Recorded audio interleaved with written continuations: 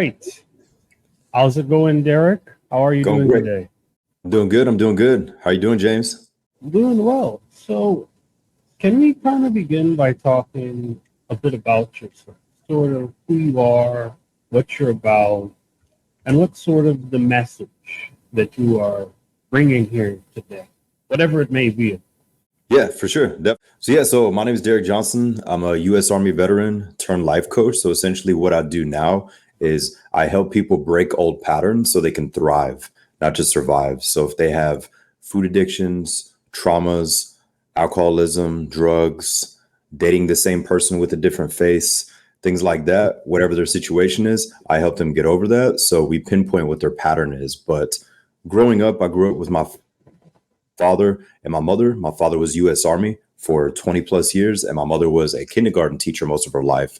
So they were both very structured, very focused, disciplined, super tough parents. So it definitely helped me in regards to professionalism, work ethic.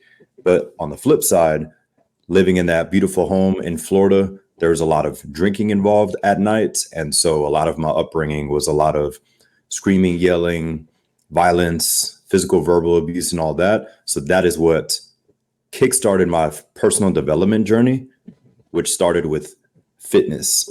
So in middle school, I really got into training, learning the body, learning the mind. And I was getting bullied at home, bullied at school. I was a skinny mixed kid. I'm half German, half African American. So like hearing all the wild stuff.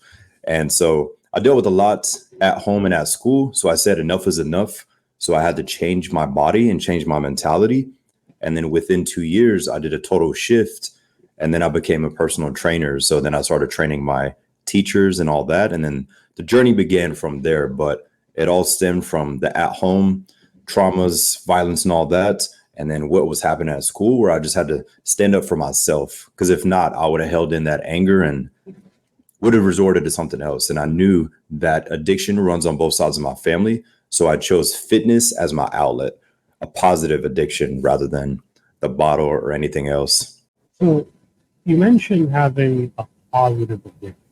So, can we kind of go more into how you began to develop this positive addiction? What was your first introduction to exercise and fitness? Did you have maybe any particular person that really interested you, someone that really motivated you to get into this? Or did you just get into it Yeah, under your own motivation? great question. So it was more so as a teenager, I got obsessed with comeback stories. So people's biographies, autobiographies, interviews, movies, music, anything where somebody went through a traumatic situation, overcame it, and became successful. I was just super inspired by learning these stories. So as a teenager, I loved sports. So I would learn pro athletes' backstory on how they became who they were. And so I related a lot to people that had drugs and alcohol in their family, violence, and all the other stuff. So it really got me excited because I said, you know what? This is part of my journey. This is part of my comeback story. So I would just repeat this story in my head. And I always kept things to myself. I never told my friends, never told my neighbors or teachers because I knew plenty of people that went through things worse. I had both parents. We had a beautiful home in Florida with the screened in pool and all that. So from the outside, it was beautiful, but behind closed doors, once the guests left and all that, once that last bottle was drank, that's when all hell broke loose. But it was more so me learning other people's stories to not undermine my own, but more so say, hey, it could be worse.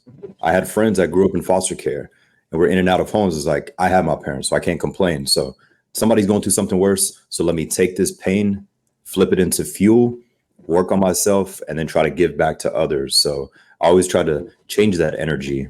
Excellent. And as we go deeper into this, what was your first introduction to being sort of in this alcoholic environment? Like, I don't think everyone might know here what it's like to live in an alcoholic family or deal with family members that might have negative addictions.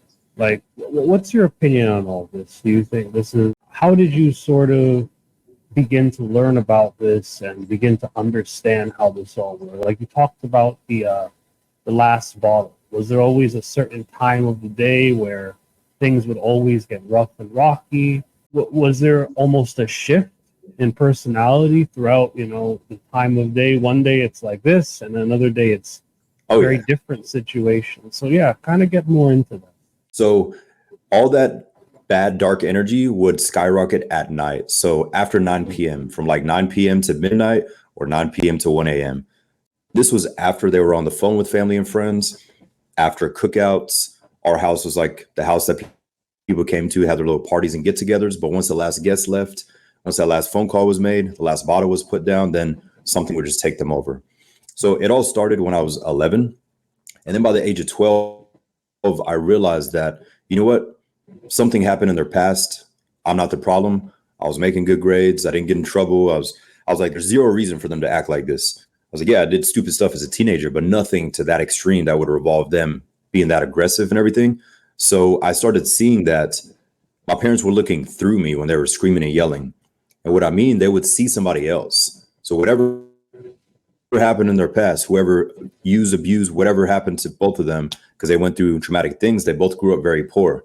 So while they're drinking, after the positive energy, the get-togethers and all that, something would shift, and I guess they would have flashbacks. And so that inspired me to learn about psychology and traumas and how people store traumas and try to cope with them. So by age 14, from 12 to 14, I learned so much about psychology because I was like, I have to do something. Because if not, I'm just going to be that angry teenager that's going to fight, that's going to do all the typical stuff. And I was like, I can't have this path, because I knew I have a extreme personality, as in an addiction is running in my family. So I chose personal development and faith. So it was much higher at night. And then the very next morning, it would be like, hey, where do you want to have breakfast at? Would you like to meet for lunch for sushi? And in my head, the first couple of times, I'm like, the hell are you talking about? Like, do you not remember last night I had to clean up all this glass? Like, you're just going to pretend nothing happened? But it happened so many times that I said, you know what? This is a pattern.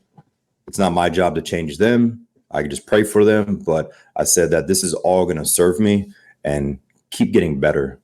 So, as we talk more about it, what's a bit interesting here to me is kind of sorry, my camera was having some problems with it. So, when we kind of talk a bit more about this seeing through in a way, do you sort of know who they were trying to talk to, who they may have been speaking to? You mentioned like one of your family members was also in the military as well. Do you think that might have been a sort of a PTSD in a way, or I'm not too familiar on that area?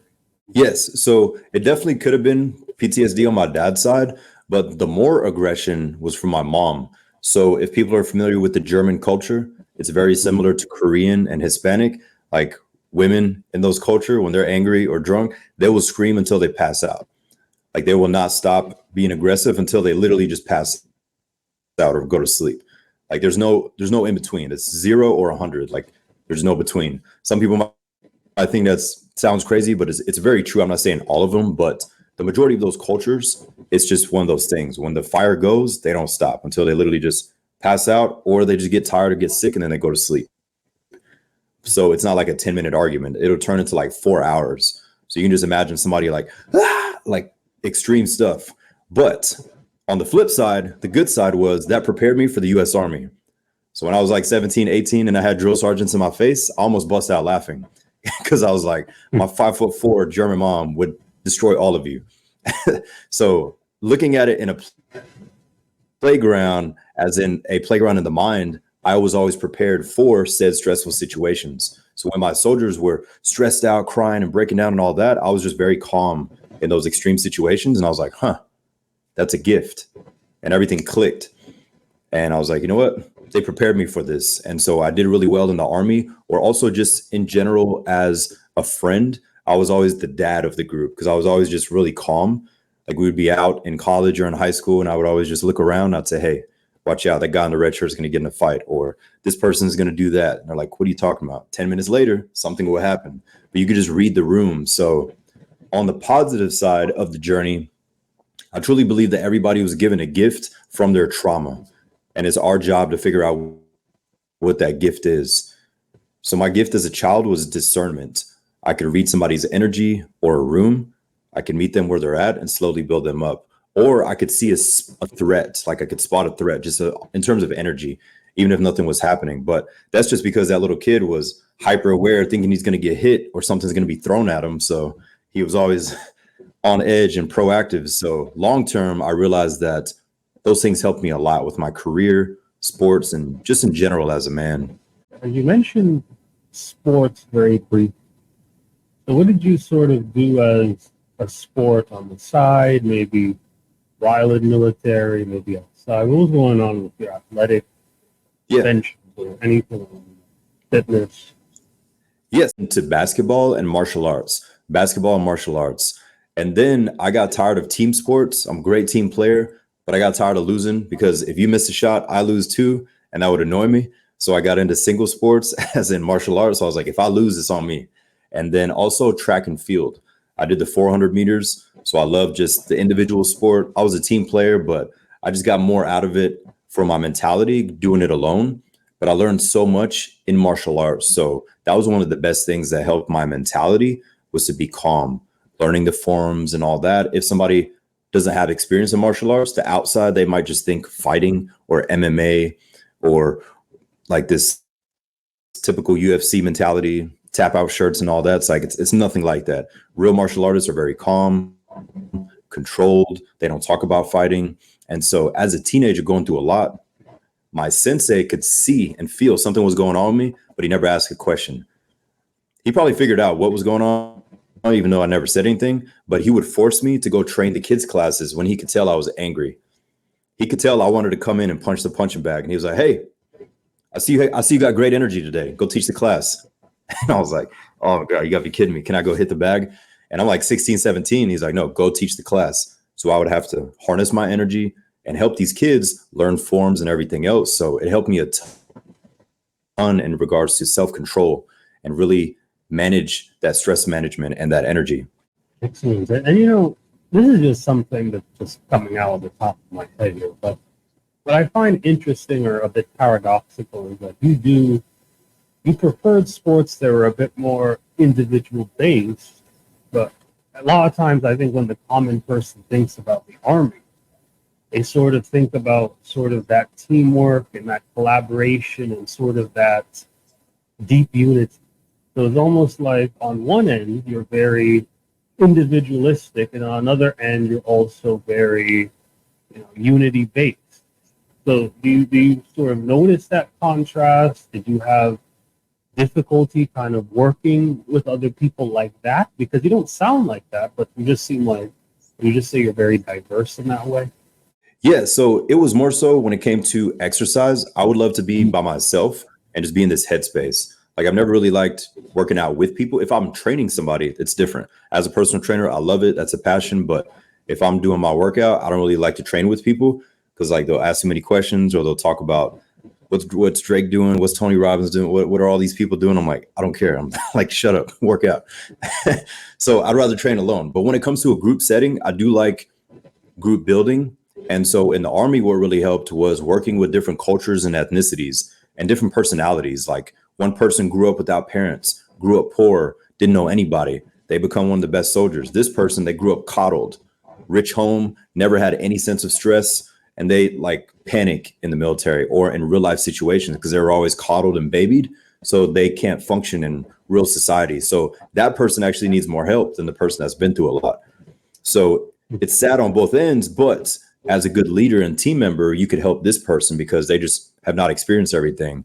They were just gifted and blessed, which is good. I don't wish bad on anyone, but a lot of society nowadays, I notice, is just they were coddled so much, and that's why they struggled so much. And then on the flip side, the ones that have actually been through things and did the self-work, they thrive in the areas and they usually become better leaders, and they're usually quicker to take actions and make decisions where like the other person would be frozen, overthink, overanalyze, have analysis paralysis, things like that. But if they have a good leader on their team, a good support system, then they can help push them as well. So it was always interesting. So in a team standpoint, it was more so leadership, but in a personal standpoint, personal development, fitness, or mindset, I would always enjoy doing it by myself. Excellent.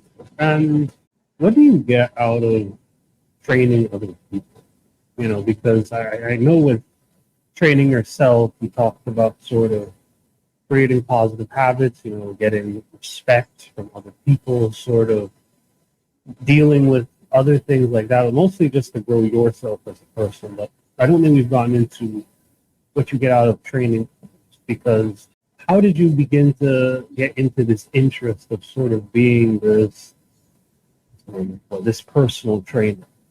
Yeah, so I became a personal trainer at age of 15 because people knew me 15. as the skinny kid.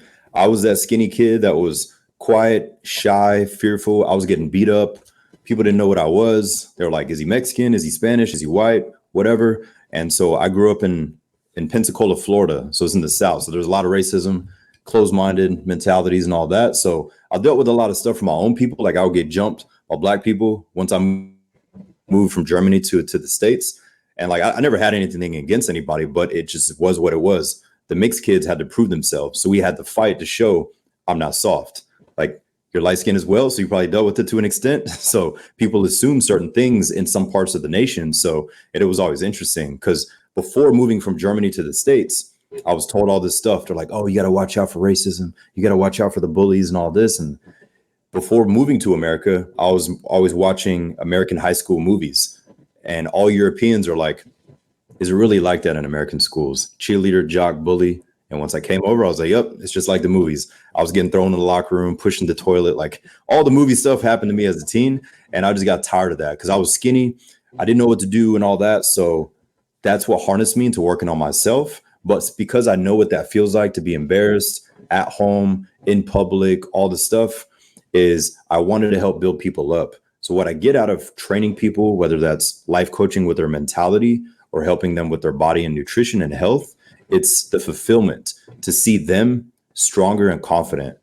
So I like to call it, you could see the light back in their eye because maybe they have some level of trauma or stress and they feel insecure. And sometimes it's not even just like body related. It might just be public speaking, or it might be they're qualified on paper for a raise or promotion, but they have a fear of speaking to management or whoever's higher. So working on their physique and their mentality can make them feel more empowered. And they're like, you know what? I'm going to knock on that door. I'm going to send that email, make that call. So I really get a rise out of seeing people just get out of their comfort zone and they make themselves proud. Like those text messages, those emails are like, hey, I got a promotion. I went on my first date in 3 years.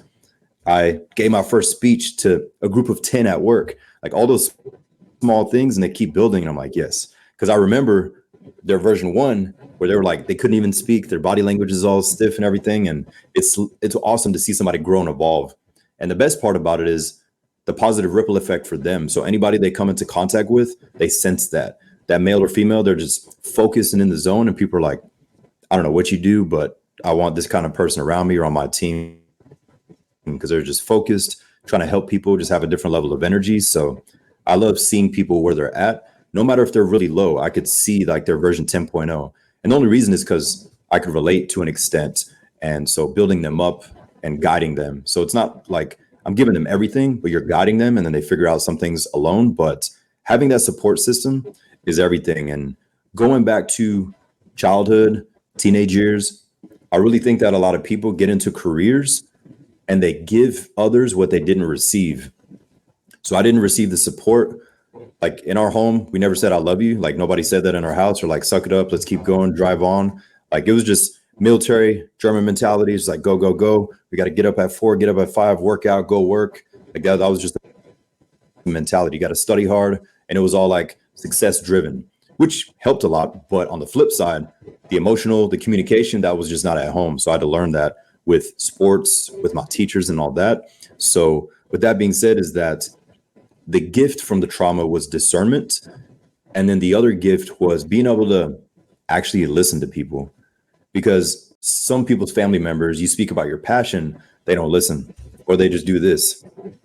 Oh yeah, I'm listening. And you're just like, why am I even talking?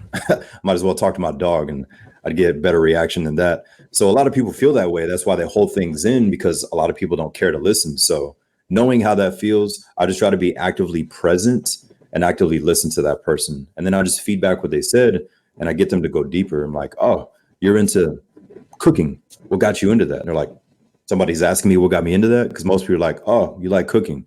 And I really like to peel back the layers, and you start seeing their excitement come. They're like, wow, somebody's actually asking me questions about my passion and just learning about people. So it's powerful because it helps both people. You could learn, and then also you see them just feeling in a good space to actually talk about what they're passionate about. And I'm assuming right now, when it came to camaraderie and sort of connecting with your fellow soldiers, that idea of you getting to know them, listening to them, building connections with them, that was very important because you were sort of, your lives were in a way in each other's hands, if you think about it. You were watching their backs. Yes, you were telling me that, but they also have to watch your back too and look out for you. Oh, yeah. So again, something doesn't happen there either. That's the really interesting part right there, because I think we talked a lot about sort of that idea of you being a fitness coach. But now that I really look at you, you're coming across more of as, let's just say, I don't know if you like this term, but would you consider yourself more of a life coach? Because what I see you doing is you are sort of giving people the whole package in a sense. You're doing more than just fitness, if that makes sense. Yeah, 100%. And that's why I start first with mentality. And so here's an example. Somebody could already be in pretty good shape. They just need new workouts to push past thresholds and get a little bit more endurance or strength. Maybe they don't have a physique goal, but we pinpoint what they want to get rid of. And usually it's negative thoughts, intrusive thoughts, overthinking, procrastination. We're now in February. Some people haven't done a damn thing about their goals, and Christmas are like new year, new me. So if that's them, we get them out of that average mentality. But whatever their thing is that they need to eliminate, one of the first things that I do with people is we create an eliminate sheet. Sorry, the sun's shining in. We create an eliminate sheet where we ask the question, what could you get rid of that'll help you make more progress? What could you get rid of that'll help you make more progress? And usually it's something very small. For some people, it's sugar. They eat or drink too much sugar. And they're like, man, my sugar's spiking and dropping my energy. Then they're craving carbs. So for that person, it might not be trauma. It might just be sugar. And somebody else, it might be alcohol. For this other person, it might be they overthink and they freeze. They're like, I need a better plan. I need to prepare more. I need to study more. And then if you look at their life, they've been kind of like this. They have tons of knowledge and skills, but they're like very hesitant. So we really pinpoint what their thing is. And then once we're slowly able to get rid of the small things, they tend to get their power back. And then they really get their results because everything just starts mental. But it's interesting because once their cortisol level is lower, their stress hormone, their body just follows. Because some people, they train hard, they eat healthy, and they're like, man, why am I always bloated?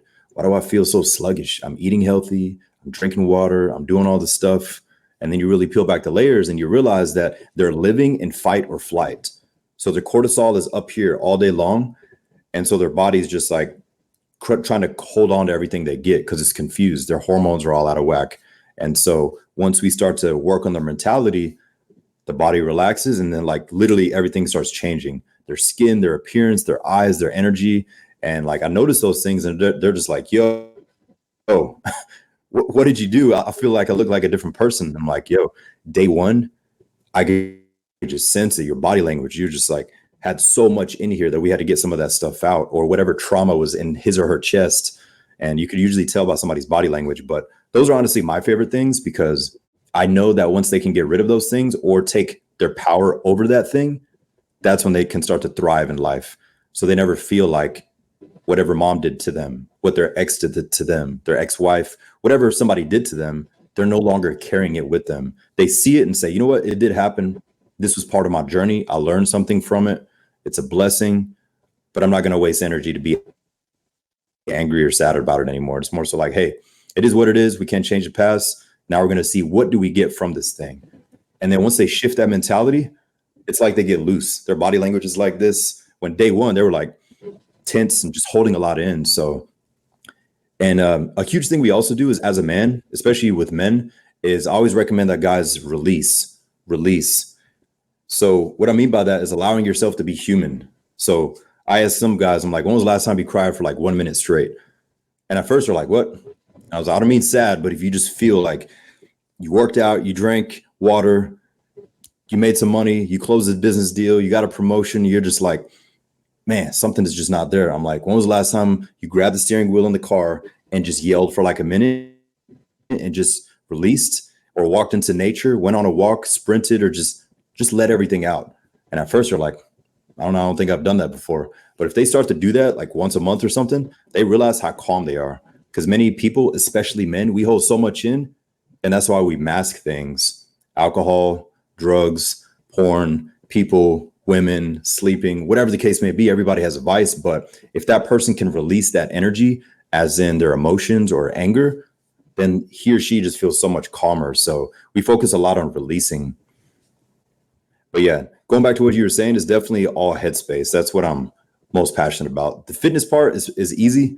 Anybody can follow a workout plan or nutrition, but once they can get the right headspace, and most importantly, get rid of their vices or control of the traumas, then that's when they start to really do well in a lot of areas.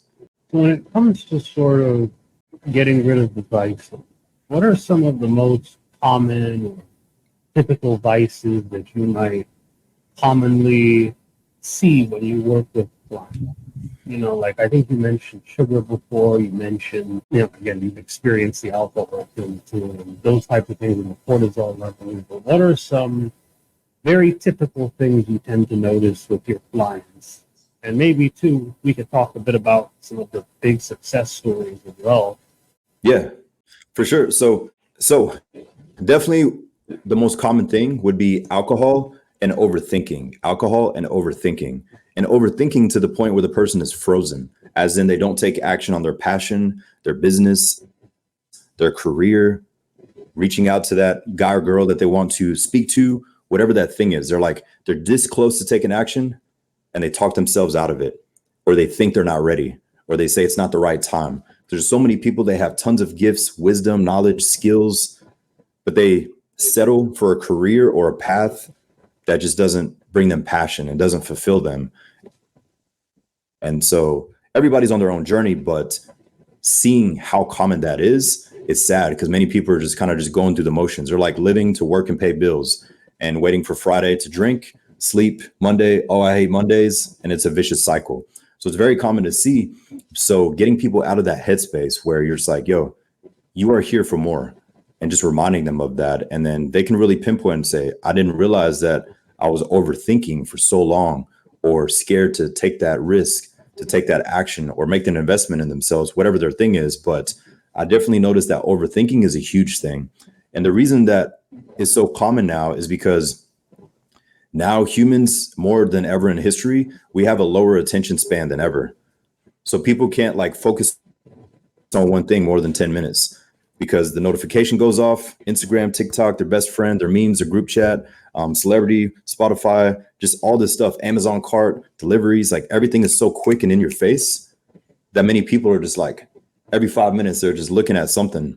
And so the people that can control their attention longer, they tend to usually get the best results because they're not allowing themselves to get distracted by those things. Like these devices are awesome. They can create opportunities. We can get connected with good people. But for most of society, it's just total distraction because like nothing they do on there is like helping their life really. It's just keeping them from their goals. So definitely working on their attention span. And that goes back to the overthinking and feeling stuck. And then the other common one would be alcohol. And alcohol more so as in feeling like they need to do that, as in liquid courage. So like he or she has social anxiety and they're like, I need to take a shot at home or in the car before I walk in there. And it's become such a pattern that they literally can't go anywhere without having something. And if they really zoom out and say, maybe they don't have a drinking problem, but maybe they feel like they need to get the edge off before they go into a social setting or a sales call or something.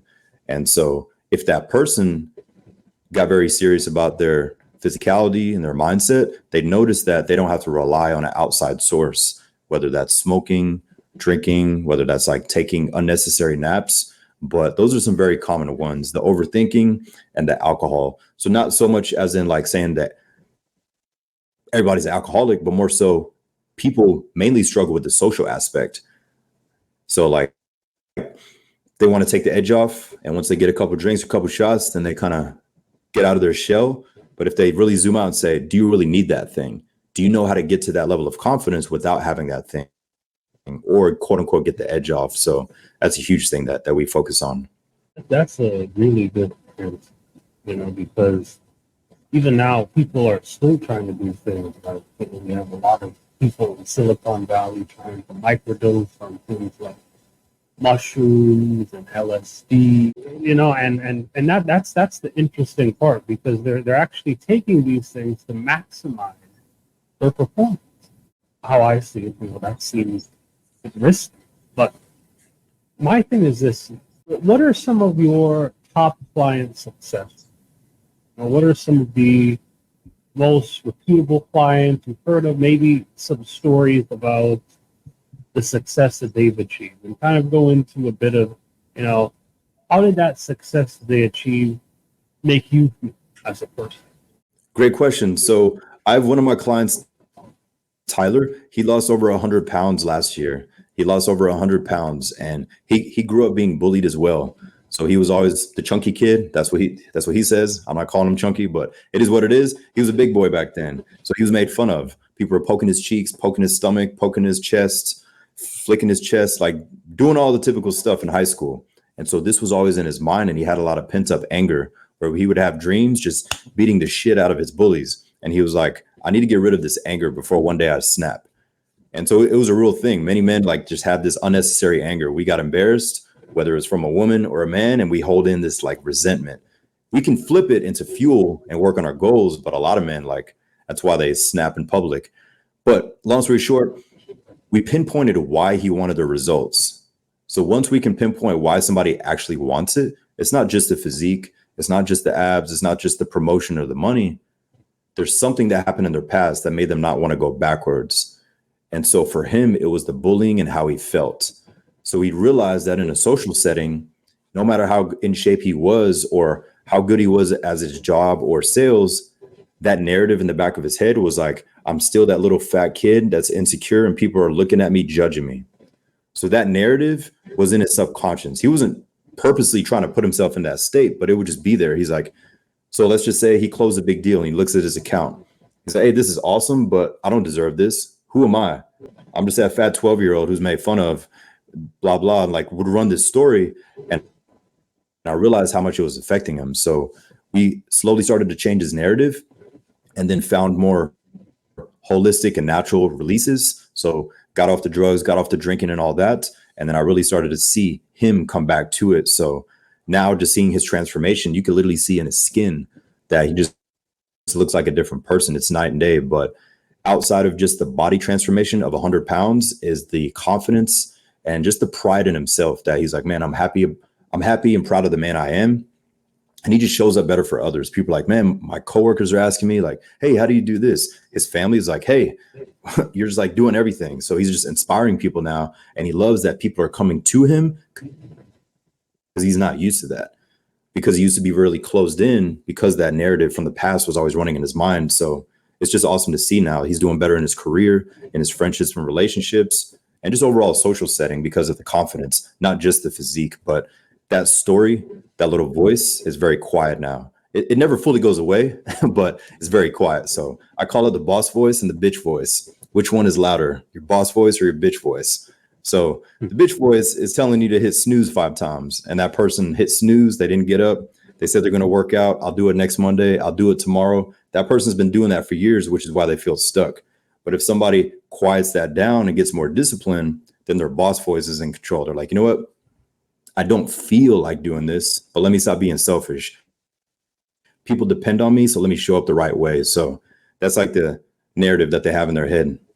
And as we kind of go a bit deeper into this whole narrative that goes on in people's heads, what type of narrative sort of goes on in your head?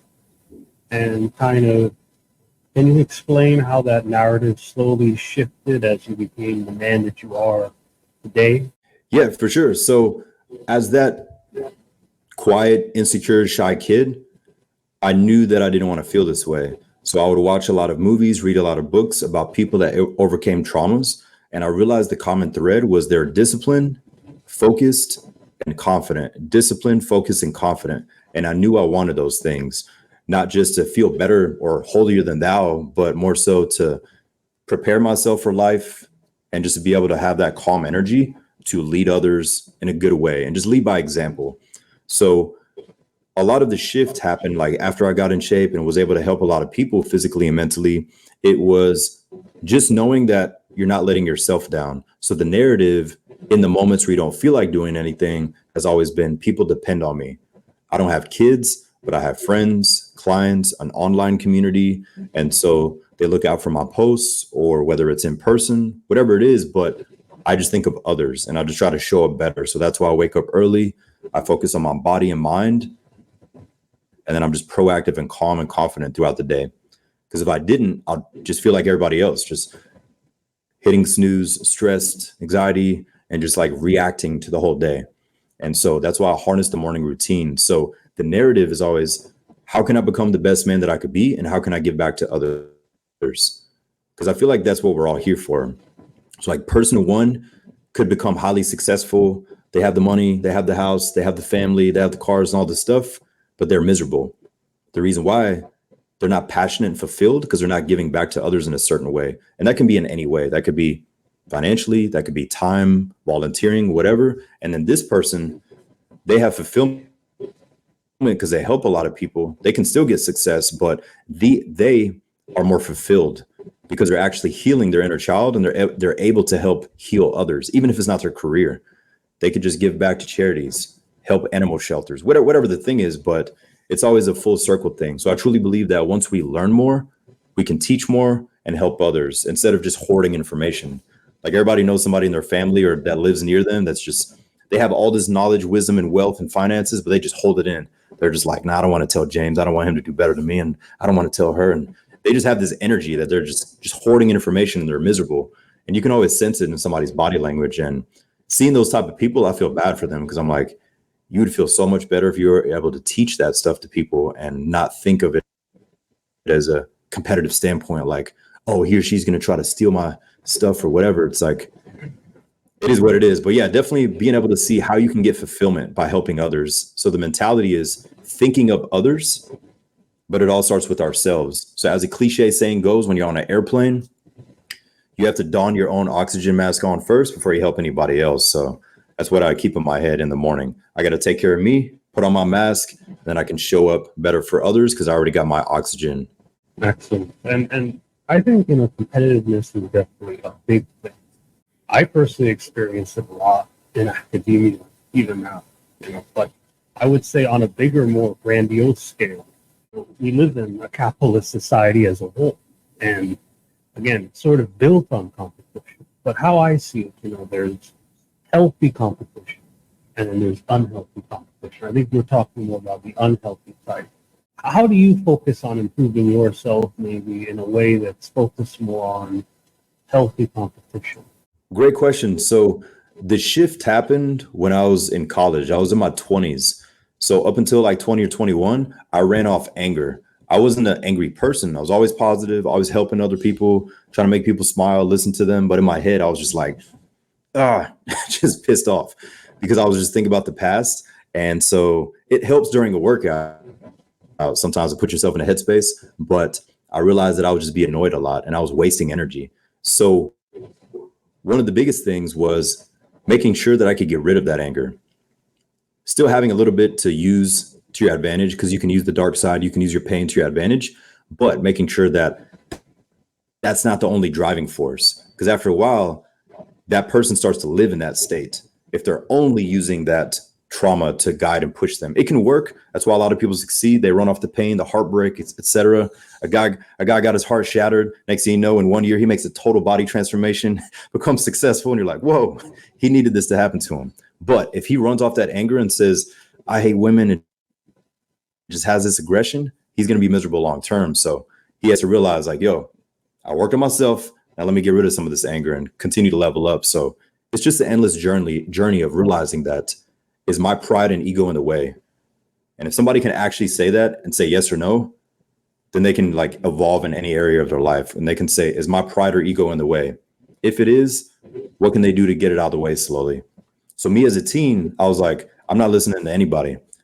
I didn't think I knew everything, but I would just ask people, I'm like, if I listen to you, will I end up like you? And teachers would like look at me like, where's this coming from? And I was just being blunt. I wasn't trying to be mean, but I was that teen. I was like, I'm not listening to you. Like, you drink at work. And the teacher's like, what? I'm like, yeah, I see you pour that thing. I'm not going to tell on you, but I'm not taking your advice. And I would just be very blunt with people. And I was like, I can see through the stuff, not judging, but I would just tell them that, especially with family. But once I started meeting people that were doing things that I wanted to do, and I realized they didn't have to drink, do drugs, and like use and abuse people, I was like, wow, this person's like a unicorn. These people exist. Because growing up, you're told like rich people are all pricks, they're selfish and all this. And once you meet rich people that have faith, that are humble, that are confident, that are making an impact, you're like, wait a minute. What they taught me was complete BS. I see proof of what you can do, because you can do it all and have it all. And so I got really excited about that. So that really helped me as well. So number one, making sure that I wasn't just running off anger as that teen, shifting it to help more people, tapping into it when needed, but then also being surrounded by people that are way above me just to learn from them and really see how they carry themselves. So it was always interesting. But again, it all starts with pushing pride and ego aside. As a teen, they were in the way, and that's why I was in the way. I was like hitting my head against the wall, basically. But now it's just like, all right, it's out of the way. I'm open to listen to whoever has a lot of knowledge, and I'll absorb like a sponge. So that's definitely the journey of that, is once a man or woman can identify their pride and ego has been in the way for a while, then they can actually shift because they're open for change. Not everybody's open for change. Speaking of openness to change, this has been an excellent and informative interview. But to kind of close off with some more questions here, what is sort of the future of your brand? What's the future of Derick Johnson right now? His brand, his mission, his purpose right now? What is going to happen with this platform in the future? Great question. So my biggest goal is to do retreats / masterminds. So 3 days. We meet on a Friday, everybody flies in, and on that day, we all go hiking. So there's like 50 to 100 people, not thousands, just 50 to 100 people. We all go hiking up a mountain, and not like actually rock climbing and mountain climbing, but just hiking up it on a trail. And so some people have never done that. So we would go very high all the way to the peak. So we're pushing each other. Everybody's sweating, camaraderie. You're hiking with complete strangers, and everybody's laughing, drinking water. Somebody got injured, you help them, carry them up. So all those different things that people need, that group building. We get to the top, we're hydrating, and then we just start to release. So we do a lot of natural release exercises. So no MDMA, no ayahuasca, it's just breathing, breath work, release. And so what's going to happen is some people will get super hype. Some will probably break down and release a lot of emotions, but the whole intent is just to let that out up top. We just had a workout. We moved the body. So now the mind is open at the top. We release. And after that, we walk down. And the interesting thing that happens when you're walking down, people start to have the most amazing conversations because everybody's neutral. We just worked out and we just released. So everybody's actually present. And in that moment, it's the equivalent as if everybody in the room just drank 5 shots and they're like, oh, hey, and then they start opening up. It's the equivalent, but in a positive way. So they're walking down. So that's day 1.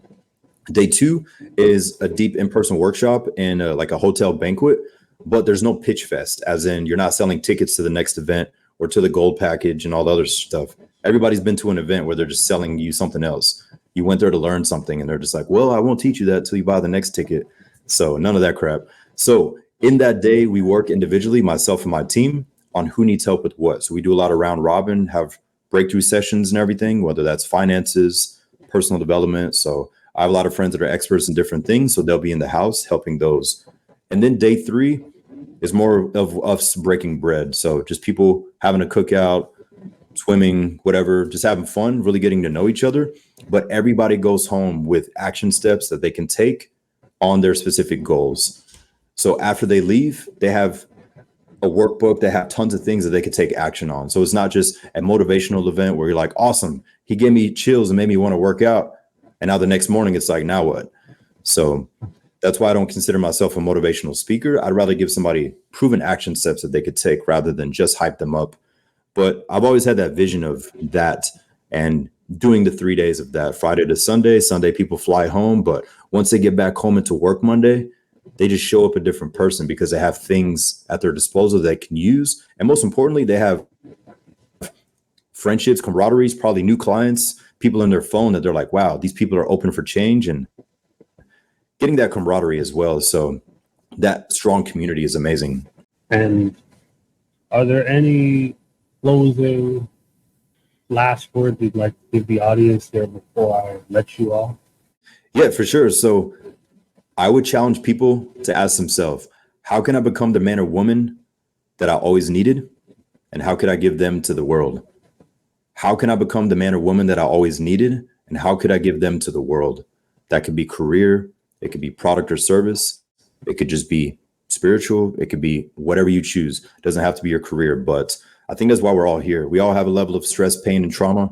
It's our job to find the gifts, work on ourselves, and then give back to others, because then it all makes sense. And we're like, we weren't just here for the pain, and seeing others building them up is just so fulfilling to everybody. So that's my favorite thing. But what can somebody do to become that man or woman they needed? And how can you give that person back to the world? Okay. Thank you again.